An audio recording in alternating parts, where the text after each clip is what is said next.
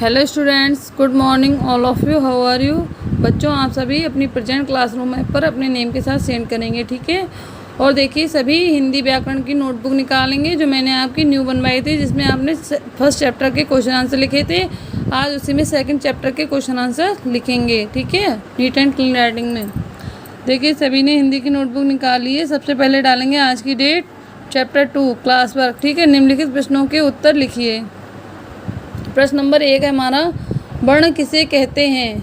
तो इसका आंसर होगा भाषा की सबसे छोटी ध्वनि को वर्ण कहते हैं।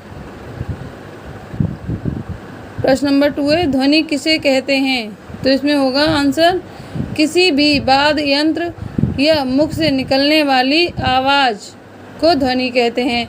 जो वाद्य यंत्र होते हैं तो उनसे जो ध्वनि की आवाज़ें निकलती हैं, और जो मुख से बोलते हैं तो मुख से भी आवाज़ के साथ साथ एक ध्वनि निकलती है, तो उसको हम क्या कहते हैं? ध्वनि कहते हैं, ठीक है। इसलिए इसका आंसर होगा किसी भी वाद्य यंत्र या मुख से निकलने वाली आवाज़ को क्या कहते हैं? ध्वनि कहते हैं।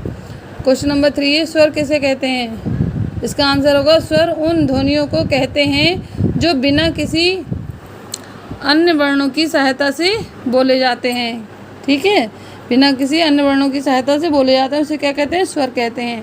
क्वेश्चन नंबर 4 है हमारा, व्यंजन किसे कहते हैं? इसका आंसर होगा जिन वर्णों का उच्चारण करने के लिए स्वरों की सहायता लेनी पड़ती है उन्हें व्यंजन कहते हैं। किसकी सहायता लेनी पड़ती है? स्वरों की, तो उसे हम व्यंजन कहते हैं। क्वेश्चन नंबर 5 है हमारा, वर्णमाला किसे कहते हैं?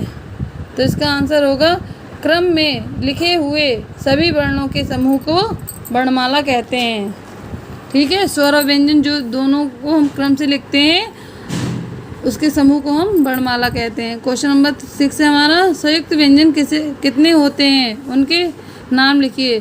संयुक्त व्यंजन 4 होते हैं, जैसे कि श से क्षत्रिय, त्रा से त्रिशूल, ज्ञा से ज्ञानी और श्रा से श्रमिक, ठीक है। ये हमारे संयुक्त व्यंजन है। इसको आप नीट एंड क्लीन राइटिंग में लिखेंगे और होमवर्क में इनको लर्न भी करेंगे। Okay, thanks.